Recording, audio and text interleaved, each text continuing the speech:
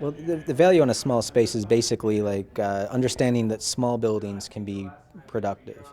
So what we try to do is how do you normalize that? So I'll use the case of my house, and I use that in the presentation, my wife and I live on a tenth of an acre. That's a very small space. We pay $2,000 in taxes. But if you do that on a per acre basis, if you had an acre of my neighborhood, that's $20,000 an acre in taxes. So that's the value that my neighborhood produces, $20,000 an acre.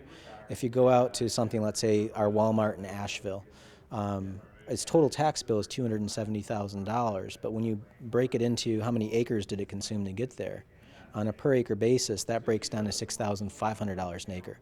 So Walmart's producing $6,500 an acre. My little space is producing $20,000 an acre, and that's a way to understand them from an apples to apples standpoint. So every building in the community is sitting on an acreage of land, and so if you use land as a determinant, it can help you understand that small buildings can even be potent.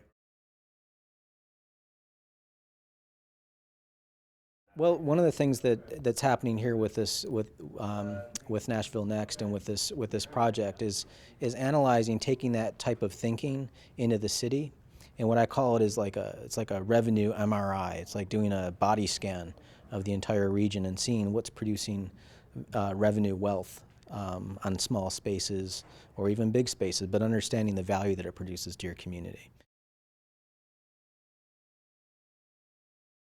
I think the recession woke a lot of places up.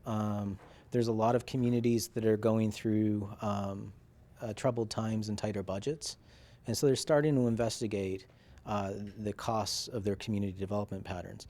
But also, we're entering into a new era of community growth as well. The financial models of private sector investment aren't going to be the same as they used to, as well as we're starting to see that happen inside the public sector. States just don't have the money to have DOTs just kind of build big roads and whatever. We just can't afford that anymore. So it really is a paradigm shift. And the third thing that's really happening is our access to data and use of technology. In the trade, it's called metadata analysis. So these big piles of information that we're able to synthesize with computer programs.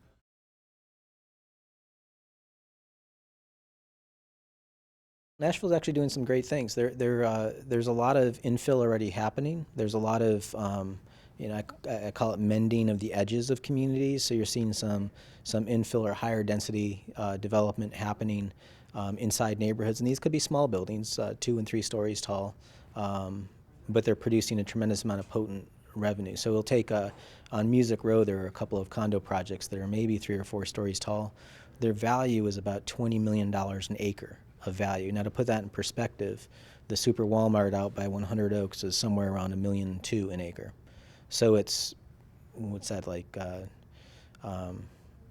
close to 17 times the revenue density of that condo project versus the conventional retail box stuff. What's happening here in Nashville with the Nashville Next project, with a lot of the policies that are being put in place and the conversations that you all are having, is pretty advanced for a lot of communities that I see, and that you also have a lot of great things that are going on that you can build off of. So Nashville's actually, I think, in a great place to grow into the future and make some smart decisions. So continue the conversation, investigate, ask deeper questions, take a look at different data, and realize this is an ongoing experiment called the City of Nashville. And every city is going to you want to hopefully keep on growing.